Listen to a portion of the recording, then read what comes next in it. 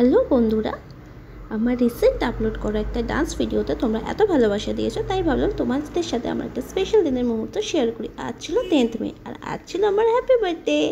তার সাথে সাথে ছিল আজকে অক্ষয় তৃতীয়া। সকাল সকাল চলে গেছিলাম আমি আমার বার্থডে ড্রেসটা শপিং করতে, আর তার সাথে সাথে দেখো পেয়ে গেছে এক বাক্স মিষ্টি। কি মজা! বার্থডের দিন সকালবেলা এক বাক্স মিষ্টি পেয়ে আমার মধ্যে তো খুব খুশি হয়ে গেছিলো।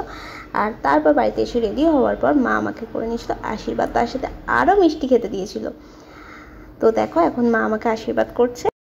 আর এটা ছিল আমার জন্মদিনে বাবা ছোটোবেলার একটা গিফট, সেটা দিয়ে আমি একটু সাজুগুজু করে নিয়েছিলাম। তারপর দেখো আমি বসে পড়েছিলাম তোমাদের সবাইকে রিপ্লাই করতে। আমি এই বছর এত উইশ পেয়েছি যে আমি জাস্ট রিপ্লাই করতে করতে হাঁপিয়ে গেছিলাম। আর হাঁপিয়ে গিয়ে দেখো আমি শুয়েও পেরেছি। কিন্তু এই এত উইশের মাঝখানেও যারা মনে করে আমাকে ঠিক রাত 12টার সময় উইশ করছো, তাদের উইশটা কিন্তু আমার জন্য একটু বেশি স্পেশাল। তোমাদের সকলকে তাই অনেক অনেক অনেক অনেক অনেক থ্যাংক ইউ আমাকে এত ভালোবেসে এত এত এত এত উইশ করার জন্য। আর এবার আসতে চলেছি সেই টেস্টি মোমেন্ট, যেটার জন্য আমি খুব ওয়েট করে থাকি। আমার মা আমাকে এত সুন্দর করে সাজিয়ে গুছিয়ে খেতে দেয়। আর এরপরেই আমি বসে পড়েছিলাম একটু হোম ডেকোরেট করতে, কারণ আমার আর বার্থডেতে কিছুই করার ছিল না, তাই নিজের বার্থডেতে নিজে একটু নিজের হোমটাকে ডেকোরেট করে নিয়েছিলাম।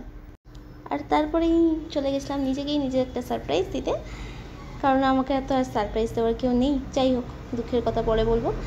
তো এই গিফটটা আমি আমার নিজেকেই করেছি। আমি কাউকে বলে রেখেছিলাম আমার কিন্তু 10th মেতেই লাগবে, আর কাকু আমার কথা মতো আমার গিফট এনে দিয়েছে। আর ও মা তারপর বাড়িতে এসে দেখি আমি বাড়ি আসার আগে চলে এসেছে আমার জন্য একটা সুন্দর বার্থডে কেক। আর এই কেক কাটার সময় আমার মা আমার কী নাম বলে ডাকবে, মানে কী নাম বলে উইশ করবে সেটা বুঝতেই পারছিল না। একবার এক নাম ধরে ধরে ডাকছিল, আমিও কনফিউজ হয়ে গেছিলাম যে আমি কি বলবো ওখানে। যাই হোক, হ্যাপি বার্থডে টু। আর এই কেকের সাথে সাথে আমি পেয়ে গেছি আরও এক বক্স গিফট। আর এই বক্সটা আনবক্সিং করতে প্রায় আমার লেগে গেছিলো 15 থেকে 20 মিনিট, কারণ এত সেলোটেপ দেওয়া ছিল। আর এই বক্সের ভেতরে কী কী ছিল অবশ্যই শেয়ার করবো তোমাদের সবার সাথে। এছাড়াও আর কী কী পেয়েছি সেগুলো শেয়ার করবো তোমাদের সাথে। তো চলো আজকের মতো টাটা, থ্যাংকস ফর ওয়াচিং।